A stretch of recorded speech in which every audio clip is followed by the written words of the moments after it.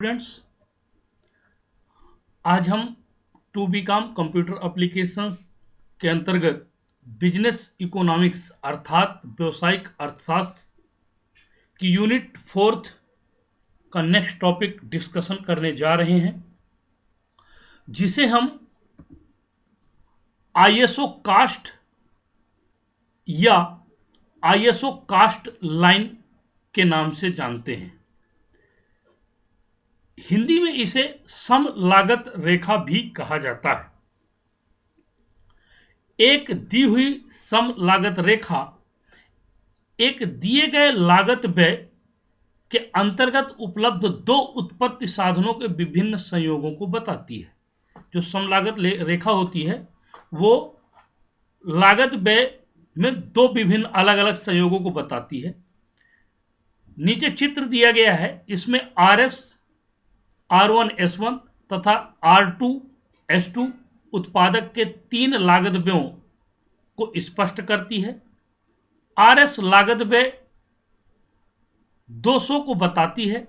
यदि साधन X की प्रति इकाई कीमत Px है तो उत्पादक साधक X की अधिकतम 200/Px अर्थात OS इकाइयां खरीद सकेगा। इसको इस तरह समझ सकते हैं कि यदि X प्रति इकाई कीमत Px है तो चूंकि RS 200 रुपए था तो X की अधिकतम क्या करेगा, 200/Px वो इकाई खरीद सकेगा। चित्र में देखिए साधन Y, सबसे पहले साधन X और साधन Y। OH में देखिए आप RS TC1 200, R1S1 TC2 400 और R2S2 TC3 = 600। इसमें RS 200/Px, R1S1 400/Px और R2S2 600/Px। सेम उसी तरह से 600/Py, 400/Py और 200/Py इसमें दिया हुआ है। इसी लागत व्यय पर मतलब व्यय 200 होने पर यदि साधन Y की प्रति इकाई कीमत Py होने की दशा में वो साधन Y की अधिकतम, चूंकि वहां X की थी तो 200/X Px था और यहां पर क्या हो जाएगा 200/Py अर्थात OR इकाइयां खरीद सकेगा। इस प्रकार उत्पादक के पास बिंदु R तथा S के रूप में दो उच्चतम साधन उपलब्ध हैं। यदि इन दोनों बिंदुओं को मिला दिया जाए तो रेखा RS के रूप में हमें साधन कीमत रेखा अथवा सम लागत रेखा प्राप्त होती है। यदि साधन X तथा साधन Y की कीमतें Px तथा Py स्थिर रहें तो लागत व्यय 400 हो जाने पर साधन कीमत रेखा R1S1 तथा लागत व्यय 600 हो जाने पर साधन की कीमत रेखा R2S2 हो जाती है। ये सभी साधन कीमत रेखाएं परस्पर समानांतर होंगी क्योंकि साधनों की कीमत स्थिर रहते हुए लागत व्यय में परिवर्तन हो रहा है। उपरोक्त चित्र में आपने देखा है कि जब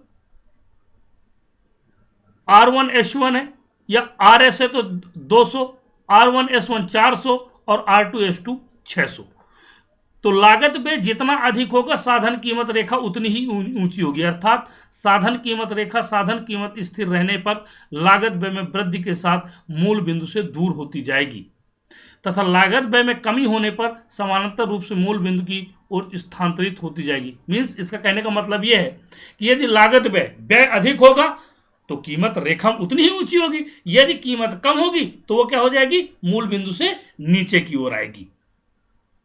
अब देखिए स्क्रीन में आपको दिख रहा होगा, दूसरे शब्दों में साधन कीमत स्थिर रहने पर लागत व्यय का परिवर्तन साधन कीमत रेखा के स्लोप में कोई परिवर्तन नहीं करता। अर्थात साधन कीमत रेखा RS का ढाल tangent of 180 degree minus OSR minus tangent of less than OSR minus OR/OS, तो OS TC1/Px OR TC1/Py, जो हमने पीछे भी एक मान रख देते हैं यहां पर, तो TC1/Py TC1/PX। ये इसका आईएसओ कास्ट या आईएसओ कास्ट लाइन का फार्मूला है। अब साधन कीमत रेखा का ढाल PX/PY ऋणात्मक, चूंकि PX PY होगा, ऋणात्मक चिन्ह केवल घटते ढाल को सूचक करता है, अतः इसे हटाया जा सकता है। इस प्रकार साधन कीमत रेखा का ढाल साधनों की कीमत के अनुपात को बताता है। साधन कीमत रेखा को दो अन्य परिवर्तित रूप भी हो सकते हैं। पहला, लागत व्यय तथा साधन Y की कीमत स्थिर रहे किंतु साधन X की कीमत में परिवर्तन हो जाए। ऐसी दशा में यदि अन्य घटकों लागत व्यय एवं साधन Y की कीमत के स्थिर रहने पर साधन X की कीमत में वृद्धि हो जाती है, तब साधन कीमत रेखा का X अक्ष का बिंदु S मूल बिंदु की ओर बिंदु S1 पर आ जाएगा। देखिए चित्र दिख रहा है आपको, स्थानांतरित होगा जब Y अक्ष वाला बिंदु R पर अपनी जगह स्थिर करेगा, क्योंकि साधन X महंगा हो जाने पर उत्पादक उसी लागत व्यय से साधन X की कम मात्रा खरीद पाएगा।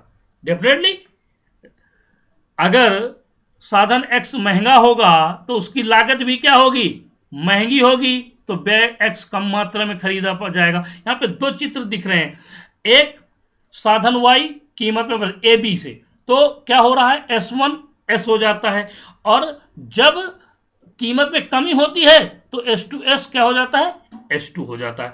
अन्य घटकों की देखिए, यहां पर एक बात विशेष ध्यान देने वाली, अन्य घटकों की स्थिर रहते हैं। अन्य घटकों का मतलब सभी चीजें नॉर्मल रहने पर साधन X की कीमत में कमी की दशा में साधन कीमत रेखा का X अक्ष का बिंदु S मूल बिंदु से दूर बिंदु S2 पर स्थानांतरित हो जाएगा, क्योंकि साधन X के सस्ता होने पर उत्पादक उतने ही लागत में अब अधिक साधन X की मात्रा खरीद पाएगा। भाई जब कीमत में वृद्धि तो S1 से S1 हो गया था, भाई कम हुआ, लेकिन जब कीमत में कमी आई तो क्या कर उसको ज्यादा बढ़ाना शुरू कर दिया।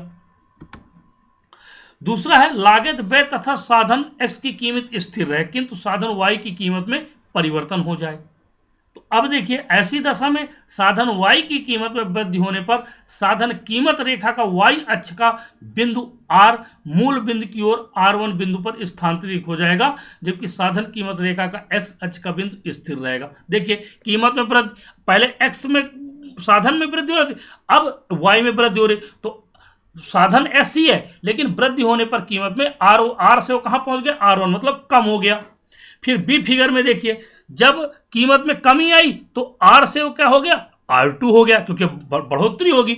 साधन Y की कीमत में कमी होने पर साधन कीमत रेखा का Y अक्ष का बिंदु R मूल बिंदु से दूर R2 पर स्थानांतरित हो जाएगा, जबकि X अक्ष का बिंदु अपनी जगह पर स्थिर रहेगा। अब आईएसओ क्वांट्स, इसी को आईएसओ प्रोडक्ट कर्व के नाम से जाना जाता है, हिंदी में इसे समोत्पाद वक्र भी कहते हैं। सम उत्पाद वक्र उपभोग के उदासीनता वक्र की भांति होते हैं। जिस प्रकार उदासीनता वक्र दो वस्तुओं के विभिन्न संयोगों से उपभोक्ता को प्राप्त होने वाली समान संतुष्टि को स्पष्ट करता है, ठीक उसी प्रकार सम उत्पाद वक्र दो उत्पत्ति के साधनों के विभिन्न संयोगों से उत्पादक को प्राप्त होने वाले एक समान आदन स्तर को बताता है। देखिए समुत्पाद वक्र क्या है, उपभोग की उदासीनता वक्र की भांति होते हैं। मीन्स दो वस्तुएं हैं, अब उपभोक्ता क्या करता है, संतुष्टि पा लेता है, तो ठीक उसी प्रकार समुत्पाद वक्र दो उत्पाद के साधनों के विभिन्न संयोगों से संतुष्टि पा लेता है। इस कारण सम उत्पाद वक्र को उत्पादन उदासीनता वक्र, प्रोडक्शन इनडिफरेंस कर्व भी कहा जाता है। कीन स्टडी के शब्दों में इसकी परिभाषा है, सम उत्पाद रेखा दो साधनों के उन सब संभावित संयोगों को बताती है जो कि एक समान कुल उत्पादन प्राप्त करते हैं। अन्य शब्दों में इसे कह सकते हैं, सम उत्पाद वक्र एक समान उत्पादन करने वाले दो उत्पत्ति के साधनों के अनोख संयोग बिंदुओं का बिंदु पथ है। विभिन्न सम उत्पाद रेखाएं उत्पादन के विभिन्न उत्पादन के स्तर को बताती हैं।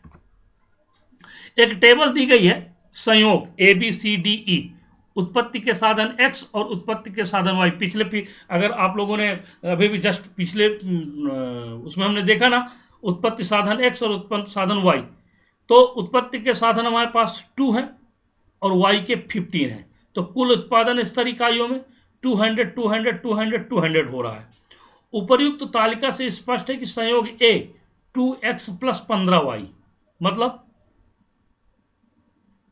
200, फिर बी में 4x + 11y मतलब 11 × 4 = 15, फिर संयोग सी में 6x + 8y मतलब 8 × 6 = 14, फिर डी में 8x + 6 = 14 तथा संयोग ई 10x + 5y। सभी संयोग उत्पादक को एक समान उत्पादन 200 इकाई के बराबर देते, मतलब उत्पत्ति साधन x 2 है, उत्पत्ति साधन y 15, 15 तो 17 मिलकर कितना कमा रहे हैं, 200 इकाइयां बना रहे हैं। फिर ये 4 हो गया, वो 11, तो 11 × 4 = 15, 200। फिर इधर देखिए ये बढ़ता जा रहा है और ये x बढ़ता जा रहा है और y घटता चला जा रहा है, लेकिन सभी करने के बाद हम कुल उत्पादन स्तर इकाइयों में 200 ही कर पा रहे हैं। देखिए फिगर देखिए, चित्र में सम उत्पाद तालिका की सहायता से सम उत्पाद वक्र आईपी खींचा गया है।